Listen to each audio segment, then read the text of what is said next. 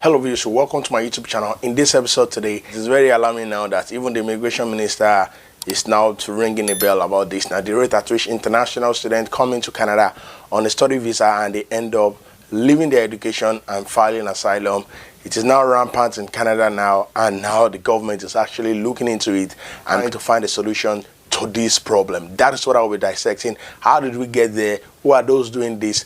That is what I'll be telling you in this episode today. So I want you to hang on tight, stay tuned. I will be back.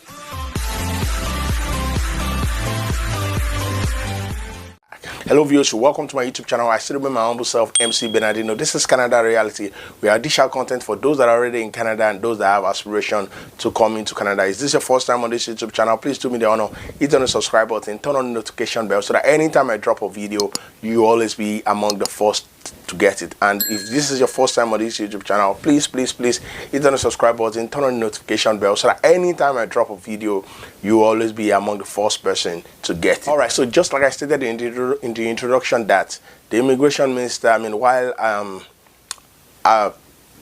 while under an interview recently, he was trying to say something about this big menace that Canada is facing right now, the huge rate at which international students are abandoning their education and seeking asylum just because probably they felt that the tuition fee is so huge, or probably because they feel that the pathway to become a permanent resident, to become a citizen in Canada, is now becoming so harsh now, and they figure out that the best thing they can do for themselves is just to leave their education and seek for a better way and a quicker way for them to get these papers as soon as possible. But just before I go deep into this, I want you to hear from the horse's mouth, hear from the immigration minister from himself, and I'll be back to dissect and tell you more about the implication of this. Can you tell us how many international students do claim asylum while they're here on student visas?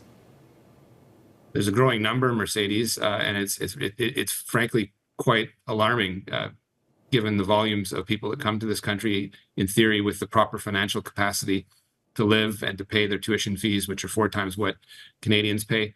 But it's becoming an alarming trend. We see that it happens often within the first year of the time they're here. I would say often for less valid reasons than others, notably to drop the tuition fee down to Canadian rates. There's some opportunism that's being used and exploited there. It goes to the point that I've been making to universities, colleges, to make sure that their recruiting practices are better, that they make sure that the type of people that we are attracting under what should be a world-class student visa program is one where people don't turn around and, after they've paid all sorts of money to come here and claim asylum. This is a program that was aimed international excellence and not a backdoor entry into Canada for whatever reason. And that's, part and parcel of the reforms that I've been doing over the better part of the year to make sure that we have a better international student visa system, including detecting fraud at the outset, which is immensely critical, but also looking at the timeline and making sure that of stay that students are here, and making sure that they are properly accompanied by the institutions that take so much money from them and in theory are supposed to give them the best education in the world, but looking at the after effects of that and how that impacts the Canadian economy, and less on that short-term gain than more looking at the impact and the long-term pain that this has created, including the burden of making false or less credible asylum claims. All right, you've heard from the immigration minister, and the reason why this question was asked, why this is more like into the front burner, is because recently someone was caught trying to go into the US to go and cause menace, to go and cause shooting and mass shooting and the rest of them, and the person actually is in Canada. He came into Canada 2023, that's last year, on a study visa. He left his education and he filed for asylum in Canada. So that is why that question was brought to the immigration minister, and he actually stated unequivocally that he's not going to comment about the conviction because the case is still in court.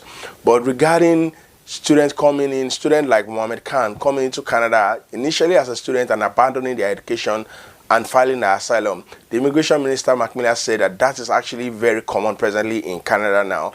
And the reason why he gave for this is because, one, he said because international students, their tuition fee is huge. Don't forget that international students pay as high as 4 or 5 times more than what domestic students pay.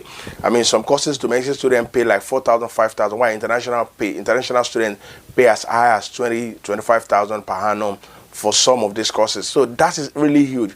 So you see those international students that pay through their nose, their parents pay through their nose, pay that huge money. And I mean, some of them just feel that, I mean, why do I keep studying when some of my contemporaries that just came into Canada on a visitor's visa, they end up filing asylum, they get their asylum, and they end up paying what domestic students are paying. Because by the time you file for asylum and you're able to successful with that, and you still want to go to school, instead of paying what international pay, you end up paying what domestic are paying. So that's why some of them are abandoning that international route, filing for asylum. Once they secure it, they now go to the school and pay less. All right. In addition to what the immigration minister said, another reason I feel people are doing this is because you see that presently now the immigration pathway is now so messy for international students that it now looks so clumsy. I mean, during our own time, it was a little bit easier. You have a definition of how you become a PR in Canada. Once you're done with your study, you got a job minimum of 1 year. You can file for a Canadian Experience Class Provincial Nominee Express Entry. The route is crystal clear. You can get that. You can bring in your spouse. You don't need to do English test or French test. I mean, not the way we have it now. You having to get a PAL after you've gotten your admission, and So now international students are now seeing this rigorous procedure as very, very difficult, very, very cumbersome for them to get their PR, and they feel that they should rather go for the easier route, which is to file for asylum, than for them to go through this longer route of international students that at the end of the day that your PR is not guaranteed. You remember recently in the last few weeks, some Indian students in Brampton were agitating, were clamoring, were protesting that the pathway is now so cumbersome now that government should do something about it. They should increase their postgraduate work permit from the initial 2 to 3 years. They should increase to 5 years. I mean, people are just clamoring in Canada now, and Canada government on its own is also saying that they need to cut this because it's having a cyclical effect on housing, on health, on the Canada government as a whole. Don't forget that last week, Immigration Minister and Labour Minister came to announce that the government is planning to reduce the number of international students by 10% next year. Initially this year, they've reduced it by 35%. Next year, they want to reduce it by another 10%. And in 2026, they also be looking into balancing that too. So all this negative impression, all these hard rules on those international students that are presently in Canada and those that are planning to come into Canada, I mean, all those things are the factors that are pushing these students to abandoning their education and seeking for asylum as a better alternative. Likewise, on the flip side, schools are now complaining. I mean, it is discovered based on survey that statistically that the enrollment, international student enrollment into university has dropped significantly by 45% this year, and enrollment into colleges has dropped significantly by 54% this year. No thanks to all this rule now. International students is no more, they are not seeing Canada as a destination of choice for them to come and study anymore, because the primary goal of those that are coming into Canada, initially first to get their education and also to get the clearer pathway to become a citizen. I can tell you of the truth that majority of international students that come into Canada, they are not coming just because of the education as the primary motive. The significant purpose of coming into Canada is to get that citizenship. Once they get their citizenship, they are fulfilled.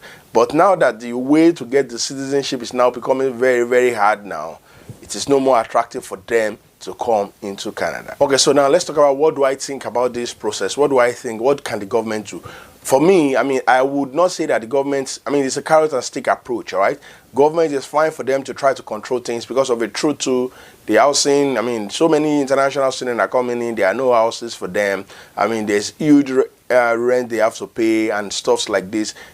I mean, there are fewer houses, just to cut it short. And also the inflation rate and the recovery from the pandemic. I understand the fact that government is trying to balance things, but at the same time too, government also needs to understand that these international students, they play a significant role in developing the economy. There's no way the economy of Canada can grow without these international students. And also this immigration team, they also need to look into. So more like they should try as much as possible to balance this. I want to believe that this rule by the Liberal government now is temporary. I mean, in the next 1, 2, 3 years now, when they look into it, they will probably relax it a little bit more and make it more attractive for international students to come into Canada.